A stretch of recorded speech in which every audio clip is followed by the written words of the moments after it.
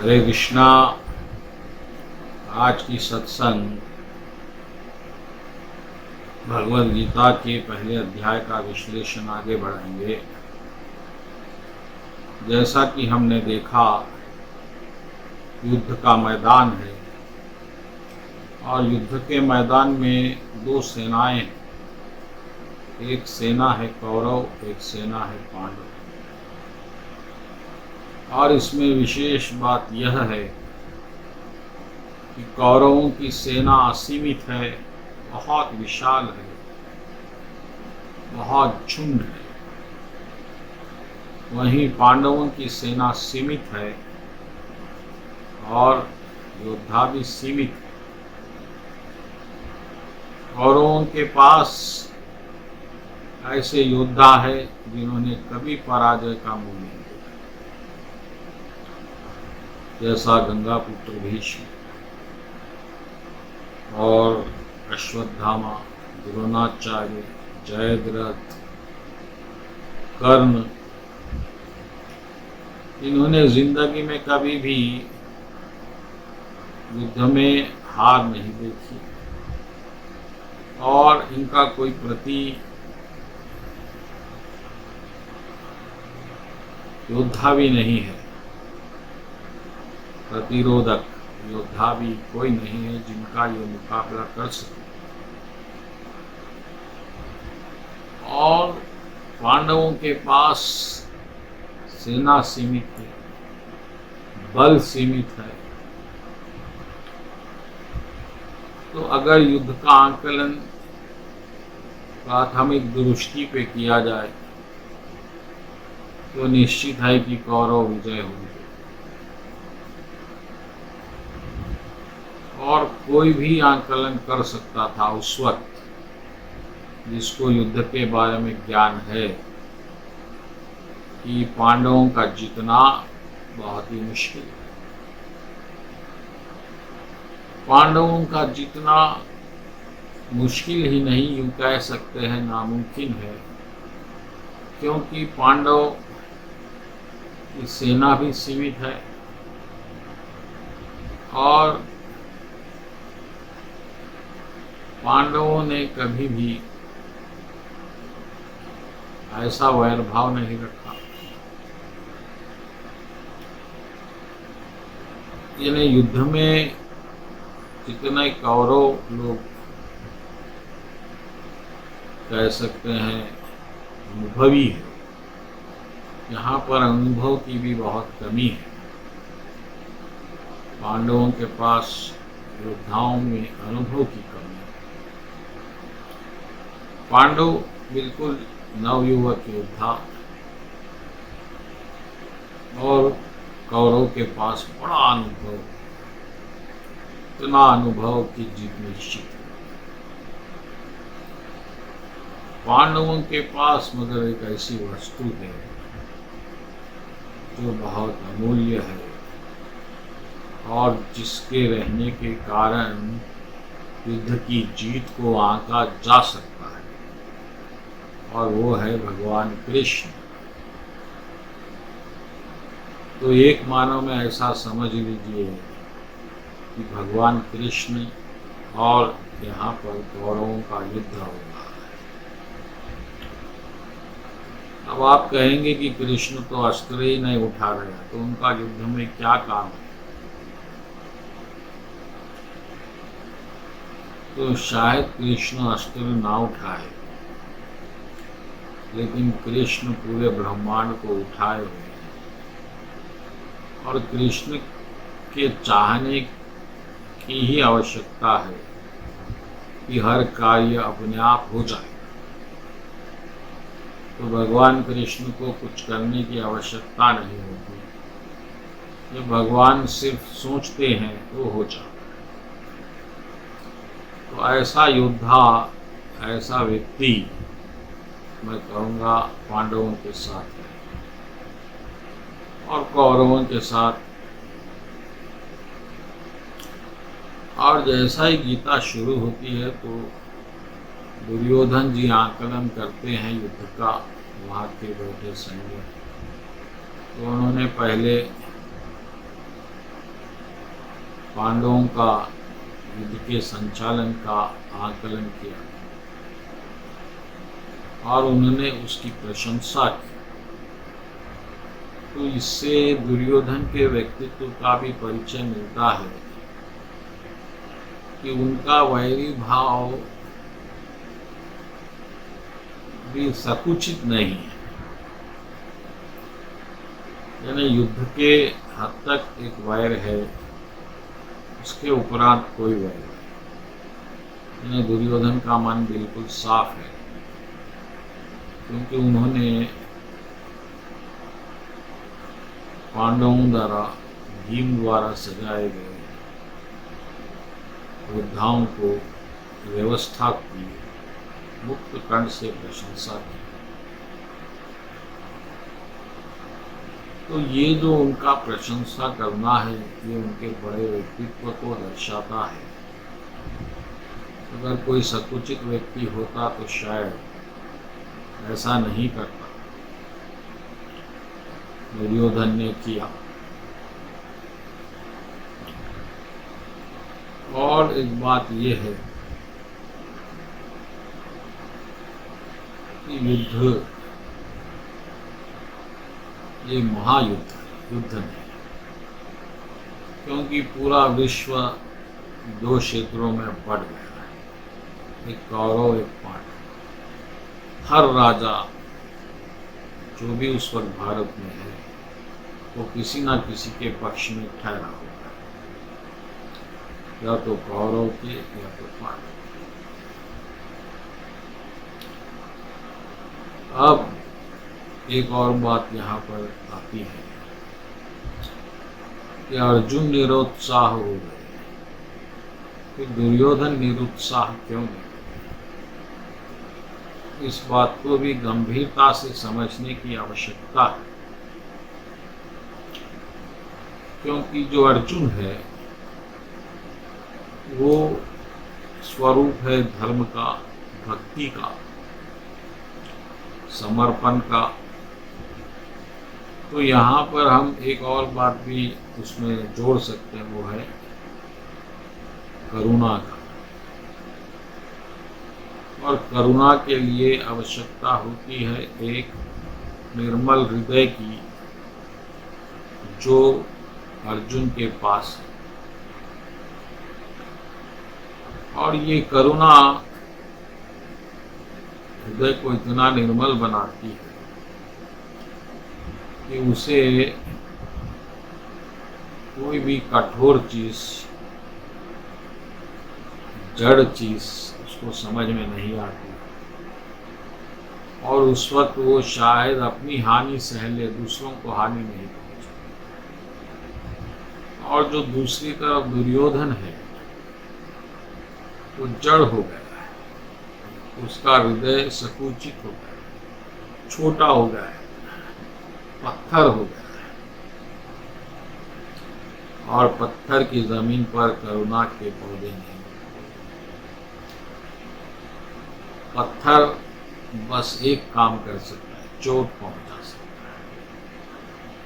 तो ये दुर्योधन जैसे लोग, ऐसे मनोवृत्ति के लोग सिर्फ चोट पहुंचा सकते हैं, वो किसी को घायल कर सकते हैं, किसी को जीवन नहीं दे सकते, किसी के जिंदगी में फूल नहीं बिखरा सकते। और ऐसे दुर्योधन हर घर में पाए जाते, हर जगह पाए जाते। लेकिन अर्जुन जैसा व्यक्तित्व पाना बहुत मुश्किल है, क्योंकि अर्जुन चिंतित है और उसकी चिंता का कारण उसका अपना स्वार्थ नहीं। अर्जुन की चिंता का कारण है उसके शत्रु। वो शत्रुओं का हित सोच रहा है, वह सोच रहा है कि क्यों मैं इनको कष्ट पहुंचाऊं, क्यों मैं इनका वध करूं, क्यों मैं इनके जीवन को हरने वाला हूं। जमीन के लिए तो मुझे नहीं चाहिए जमीन, खत्म करो इस बात को। तो ये करुणा सिर्फ अर्जुन में पाई जाएगी। यहाँ अर्जुन प्रतिबिंब है भक्तों का। तो जो भगवान के भक्ति में होते हैं उनका हृदय बहुत निर्मल हो जाता है। वो आंसू की भाषा समझते हैं, वो त्याग की भाषा भी समझते हैं, बलिदान की भाषा समझते हैं। और दुर्योधन जैसे लोग त्याग की भाषा नहीं समझते, न बलिदान की भाषा का ज्ञान उन्हें है। उन्हें बस ज्ञान है तो छीन लो, झपट लो, इसके लिए किसी को मार दो, काट दो। तो इस तरह से ये दो प्रकार के लोग हैं। और अर्जुन क्योंकि भक्त है कृष्ण का, उसका हृदय करुणा से भर गया है, वह सब कुछ त्यागने के लिए तैयार है। और उसको ये मालूम है कि वो त्यागेगा तो बहुत से दुख उसे प्राप्त होंगे, बहुत से कष्ट उसको झेलने पड़ेंगे, बहुत सी सुविधाएं समाप्त हो जाएंगी, लेकिन फिर भी वह तैयार है। यह भक्तों की विशेषता है। तो ये जो उत्साह है ये सिर्फ भक्तों के पास पाया है। ये करुणा भी भक्तों के पास ही मिलेगी। और जो भक्त नहीं बनेंगे वो कठोर हो जाएंगे, जड़ हो जाएंगे, और फिर इनका जीवन व्यर्थ हो जाएगा। क्योंकि करुणा प्रेम ना हो तो जीवन का कोई अर्थ ही नहीं। अगर अर्जुन प्रश्न नहीं करते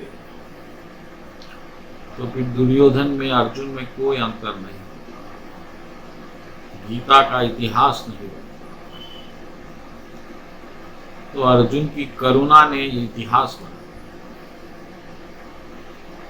अर्जुन की अच्छी बात ने दुनिया को ज्ञान से उजागर कर दिया। अगर अर्जुन करुणा में नहीं आते तो आज दुर्योधन और अर्जुन लड़ते, कोई एक मर जाता और इतिहास इस दिव्य ज्ञान से वंचित हो। तो ये करुणा ही मूल कारण बनी है भगवद गीता में। और ये करुणा किस तरह से प्राप्त हुई अर्जुन को? भक्ति से। क्योंकि अर्जुन भक्त है, उसका हृदय निर्मल हो गया। निर्मल का अर्थ हृदय ने प्रेम को स्पर्श किया है। जड़ दुनिया से प्रेम की दुनिया में उसने अपना बदलाव लाया है। और ऐसा हम सब भी कर सकते हैं। हम जो दुर्योधन की तरह जीवन बिता रहे हैं, छीना झपटी का, लूटने का, और उसके लिए हम रौंद रहे हैं अपने ही लोगों, हम उसे रोककर अर्जुन की तरह करुणा को बढ़ा सकते हैं। और ये मुमकिन है। सिर्फ इसके लिए हमको भक्ति करना है। कृष्ण की भक्ति, भक्ति का अर्थ है कृष्ण से जुड़ना, प्रेम करना।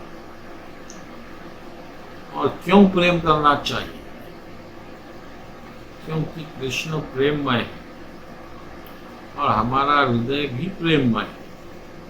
उसे प्रेम की प्यास है और उस प्यास को हम तलवार से बुझाना चाहिए, पत्थर से सर फोड़कर बुझाना चाहिए, वो नहीं बुझेगा। आप प्रेम लौटाएंगे तो प्यास बुझेगी। इस खेल में लेने से प्यास नहीं बुझेगी, देने से प्यास बुझेगी। तो आपको देने की आदत डालनी है। देने की आदत का अर्थ है दूसरों की खुशी के लिए जीने की आदत। पूरा जीवन बदलना है। क्योंकि जो जीवन हमको सिखाया गया है वह यही है कि जोड़ लो, अच्छाई से जोड़ लो, बुराई से जोड़ लो, जबरदस्ती छोड़ लो, किसी को दर्द देकर जोड़ लो, किसी को धोखा देकर जोड़ लो। ये जोड़ने की आदत हमें छोटा छोटा बनाए, पत्थर, गहरा पत्थर फिर लोहा बना दे। हम फूल से लकड़ी बने, लकड़ी से पत्थर बने, पत्थर से लोहा बने और बहुत ही कठोर हो गए। तो ये बदलना बहुत जरूरी, क्योंकि यह बदलेंगे तो गीता का फूल उगेगा। अर्जुन की करुणा के जमीन पर भगवत गीता का पौधा जन्म लिया है। अगर करुणा की जमीन नहीं होती तो फिर गीता का फल नहीं, फूल नहीं होता, पौधा नहीं। तो आपके जीवन में भी जिस दिन करुणा, दया, त्याग, बलिदान, इन चीज़ों का मूल्य बनेगा, इन चीज़ों का मतलब आपको समझ में आएगा, उसी दिन आपको गीता भी समझ में आएगी। वरना गीता में क्या है आपको कुछ समझ में नहीं। पढ़ेंगे आप 1000 बार पढ़ेंगे, सभी ने पढ़ा गीता को, अच्छे लोगों ने पढ़ा, बुरे लोगों ने पढ़ा, लेकिन बुरे लोगों को बुरी तरह से ही समझ में आया। जो जिस भाव से गीता को देखेगा, गीता उसी भाव को प्रकट करेगा। तो आपको करुणा के भाव को प्रकट करना है, तो फिर गीता करुणा पैदा करेगी। गीता आपको करुणा के सागर में डुबोएगी। तो यह भी बहुत बड़ी बात है। और यहाँ पर दूसरी बात कि द्रोणाचार्य, अश्वत्थामा, गंगापुत्र भीष्म, कर्ण जैसे योद्धा क्यों अधर्म के साथ है?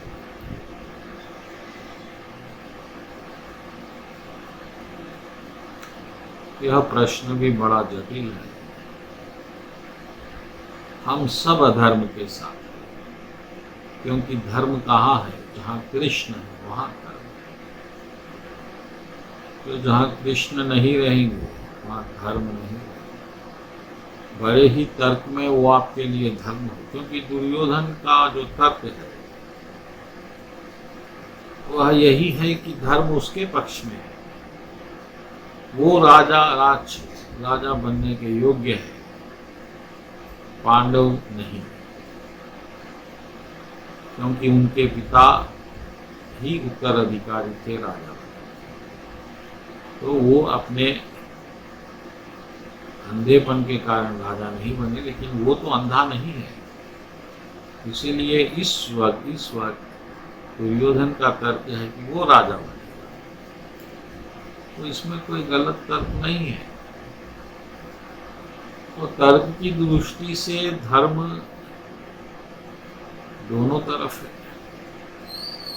दुर्योधन भी धार्मिक बात कर रहा है और पांडवों के तो क्योंकि पिता राजा थे, वो उत्तराधिकारी, तो उनके पक्ष में भी धर्म है।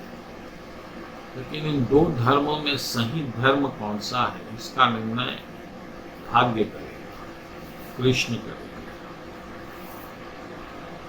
तो ये निर्णय युद्ध में होगा और कौन सा धर्म सही है इस बात का फैसला हो जाए।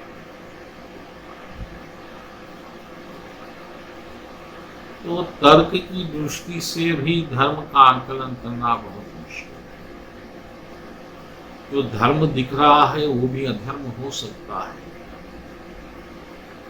इस तरह दुर्योधन को धर्म दिख रहा है, लेकिन दुर्योधन का पक्ष अधर्म है, क्योंकि उसका भाग्य उसी वक्त नष्ट हो गया जब वो अंधे का पुत्र बना। ये बड़ा दोष है, लेकिन दुर्योधन मानने तैयार नहीं, और यही बड़ी भूल हो गई अहंकार के वश में। तो धर्म क्या है अधर्म क्या है इसका फैसला हम नहीं कर सकते, भगवान कर सकते।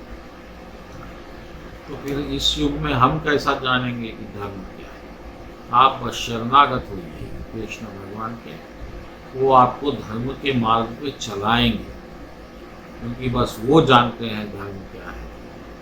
बाकी आप बुद्धि के बल से, मन के बल से नहीं चल सकते। इसीलिए धर्म का पक्ष पांडवों का पक्ष है। आगे की चर्चा अगले सत्संग में करेंगे। बोलो कृष्ण कन्हैया लाल जी की जय। हरे कृष्णा। आज की सत्संग भगवद गीता के पहले अध्याय का विश्लेषण आगे बढ़ाएंगे।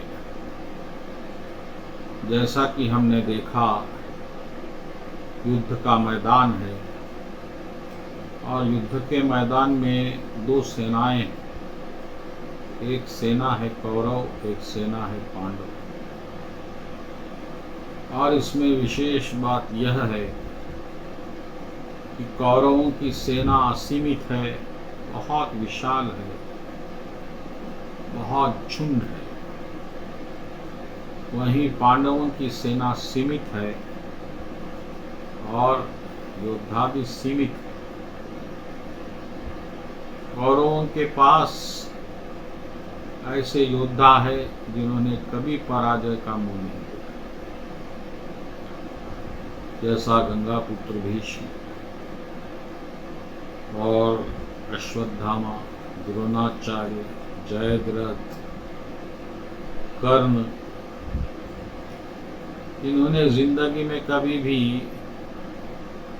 युद्ध में हार नहीं देखी और इनका कोई प्रति योद्धा भी नहीं है,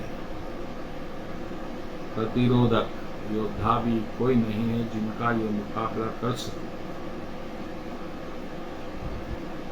और पांडवों के पास सेना सीमित है, बल सीमित है। तो अगर युद्ध का आंकलन प्राथमिक दृष्टि पे किया जाए तो निश्चित है कि कौरव विजय होंगे।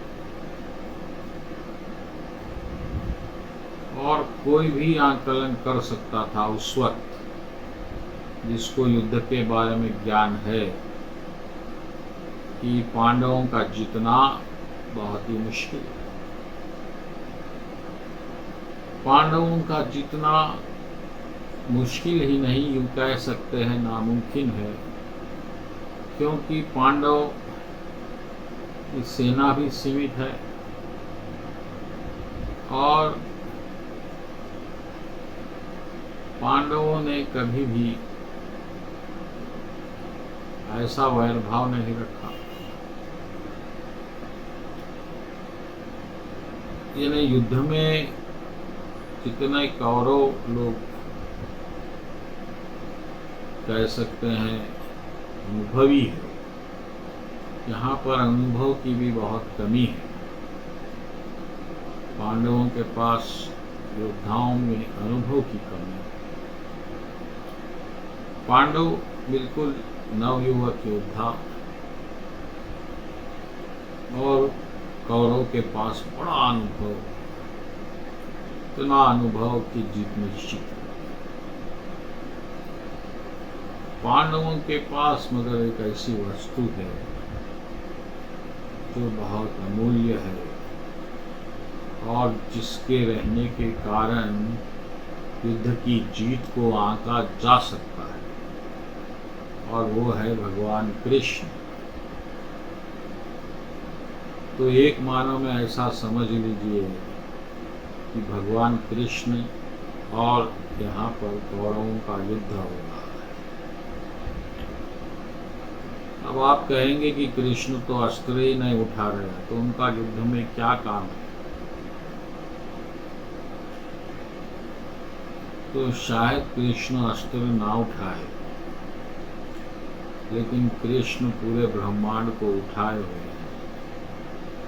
और कृष्ण के चाहने की ही आवश्यकता है कि हर कार्य अपने आप हो जाए।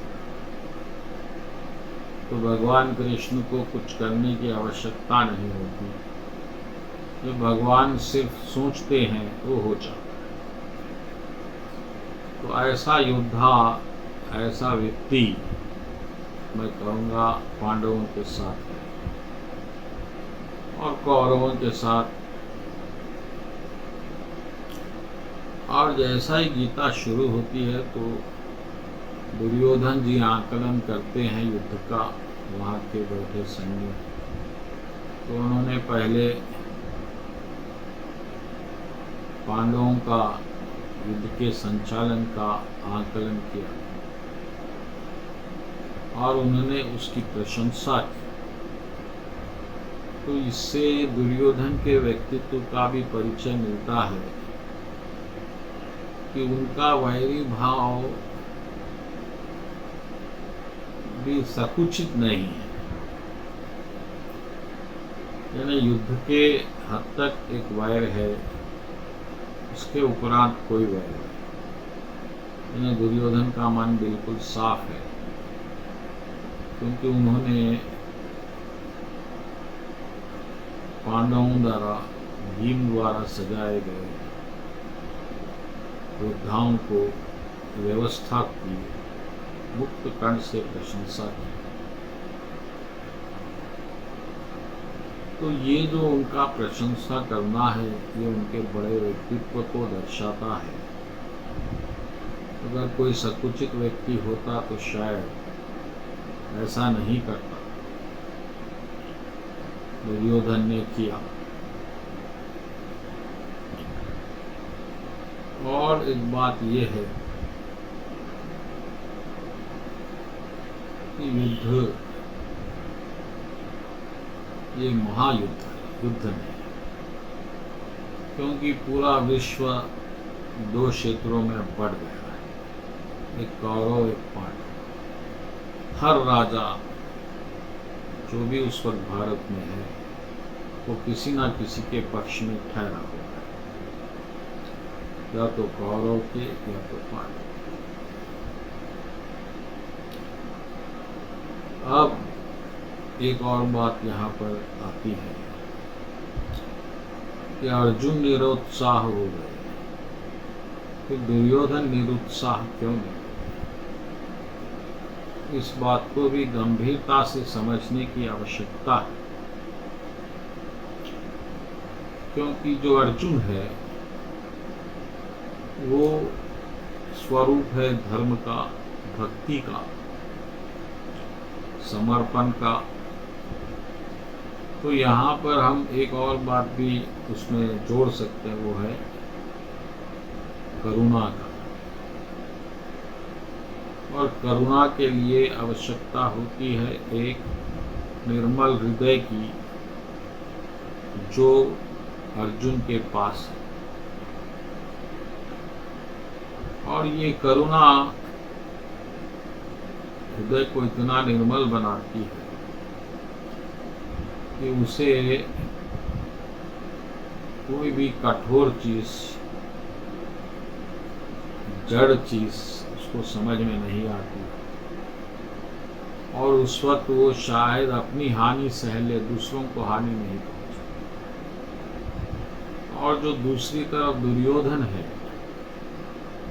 वो जड़ हो गया है, उसका हृदय संकुचित हो गया है, छोटा हो गया है, पत्थर हो गया है।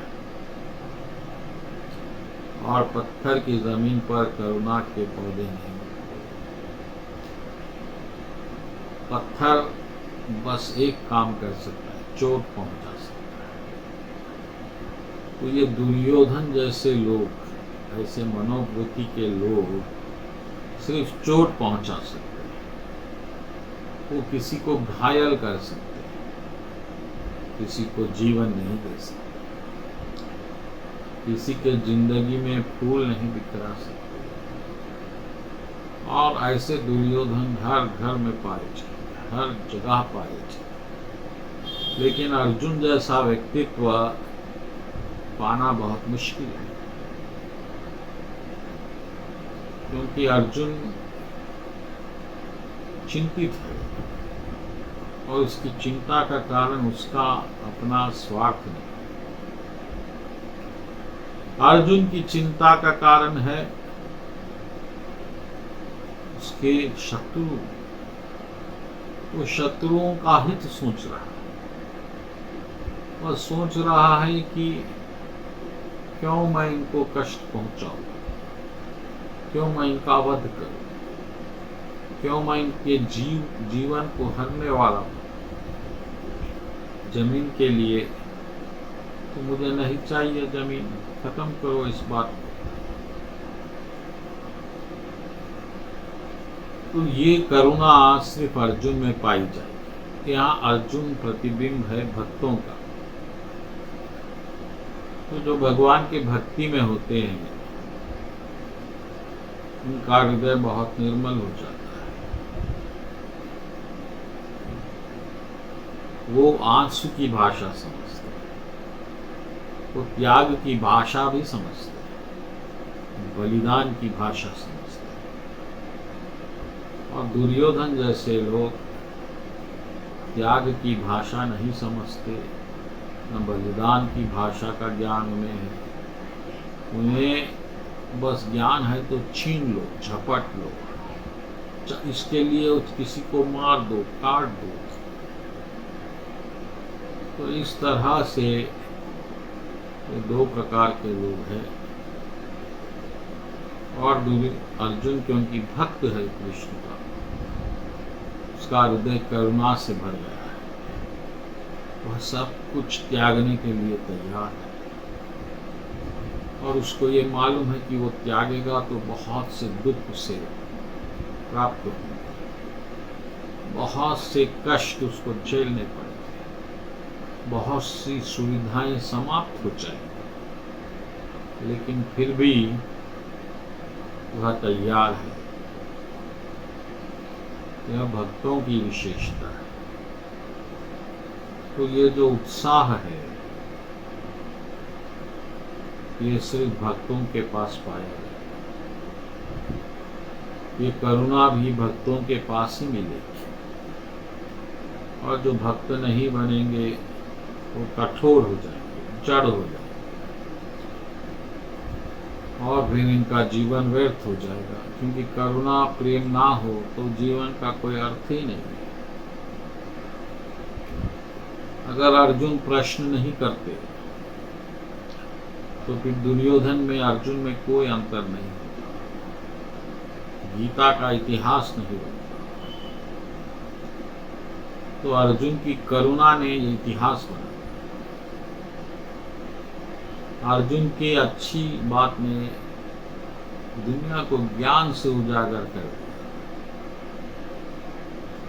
अगर अर्जुन करुणा में नहीं आते तो आज दुर्योधन और अर्जुन लड़ते, कोई एक मर जाता और इतिहास इस दिव्य ज्ञान से वंचित हो। तो ये करुणा ही मूल कारण बनी है भगवद गीता में। और ये करुणा किस तरह से प्राप्त हुई अर्जुन को? भक्ति से। क्योंकि अर्जुन भक्त है, उसका हृदय निर्मल हो गया। निर्मल का अर्थ हृदय ने प्रेम को स्पर्श किया है। जड़ दुनिया से प्रेम की दुनिया में उसने अपना बदलाव लाया है। और ऐसा हम सब भी कर सकते हैं। हम जो दुर्योधन की तरह जीवन बिता रहे, छीना झपटी का, लूटने का, और उसके लिए हम रौंद रहे हैं अपने ही लोगों को, हम उसे रोककर अर्जुन की तरह करुणा को बढ़ा सकते हैं। और ये मुमकिन है। सिर्फ इसके लिए हमको भक्ति करना है। कृष्ण की भक्ति, भक्ति का अर्थ है कृष्ण से जुड़ना, प्रेम करना। और क्यों प्रेम करना चाहिए? क्योंकि कृष्ण प्रेममय है और हमारा हृदय भी प्रेममय है।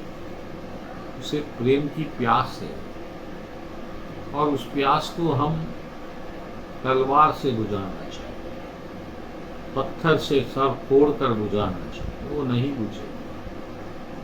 आप प्रेम लुटाएंगे तो प्यास बुझेगी। इस खेल में लेने से प्यास नहीं बुझेगी, देने से प्यास बुझेगी। तो आपको देने की आदत डालनी होगी। देने की आदत का कि दूसरों की खुशी के लिए जीने की आदत, पूरा जीवन बदलना है। क्योंकि जो जीवन हमको सिखाया गया है वह यही है कि जोड़ लो, अच्छाई से जोड़ लो, बुराई से जोड़ लो, जबरदस्ती जोड़ लो, किसी को दर्द देकर जोड़ लो, किसी को धोखा देकर जोड़ लो। ये जोड़ने की आदत हमें छोटा छोटा बना है। पत्थर, गहरा पत्थर फिर लोहा बना है। हम फूल से लकड़ी बने, लकड़ी से पत्थर बने, पत्थर से लोहा बने और बहुत ही कठोर हो गए। तो ये बदलना बहुत जरूरी, क्योंकि यह बदलेंगे तो गीता का फूल उगेगा। अर्जुन की करुणा के जमीन पर भगवत गीता का पौधा जन्म लिया है। अगर करुणा की जमीन नहीं होती तो फिर गीता का फल नहीं होता, फूल नहीं होता, पौधा नहीं होता। तो आपके जीवन में भी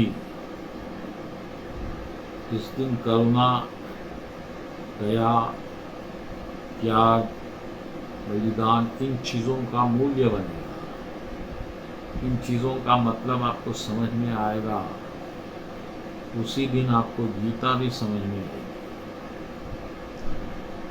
वरना गीता में क्या है आपको कुछ समझ में नहीं। पढ़ेंगे आप 1000 बार पढ़ेंगे, सभी ने पढ़ा गीता को, अच्छे लोगों ने पढ़ा, बुरे लोगों ने पढ़ा, लेकिन बुरे लोगों को बुरी तरह से ही समझ में आए।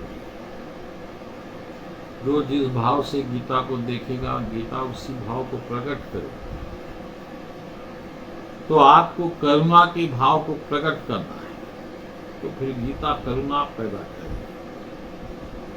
गीता आपको करुणा के सागर में डुबोएगी। तो यह भी बहुत बड़ी बात है। और यहाँ पर दूसरी बात कि द्रोणाचार्य, अश्वत्थामा, गंगापुत्र भीष्म, कर्ण जैसे योद्धा क्यों अधर्म के साथ है?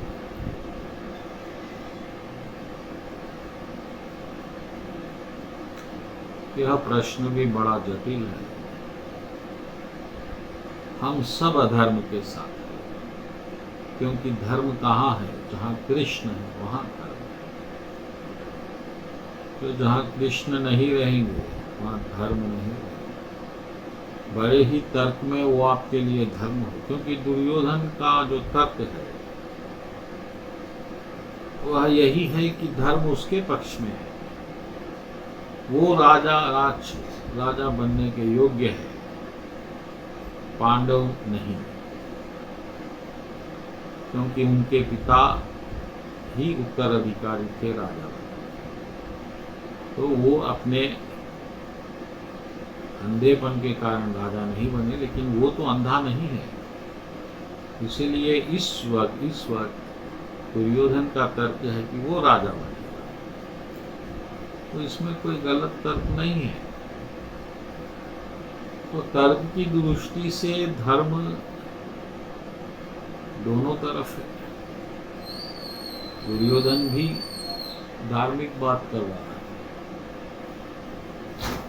और पांडवों के तो क्योंकि पिता राजा थे, वो उत्तराधिकारी, तो उनके कश्मीर की धर्म है। लेकिन इन दो धर्मों में सही धर्म कौन सा है, इसका निर्णय भाग्य करेगा, कृष्ण करेगा। तो ये निर्णय युद्ध में होगा और कौन सा धर्म सही है, इस बात का फैसला हो जाए। तो तर्क की दृष्टि से भी धर्म का आकलन करना बहुत मुश्किल है।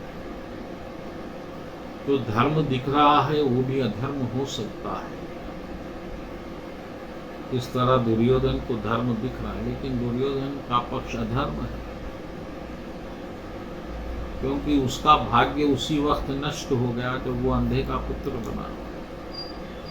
एक बड़ा दोष है, लेकिन दुर्योधन मानने तैयार नहीं, और यही बड़ी भूल हो गई अहंकार के वश में। तो धर्म क्या है, अधर्म क्या है, इसका फैसला हम नहीं कर सकते, भगवान कर सकते।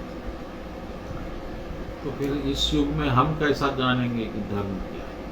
आप बस शरणागत होइए कृष्ण भगवान के, वो आपको धर्म के मार्ग पे चलाएंगे, क्योंकि बस वो जानते हैं धर्म क्या है।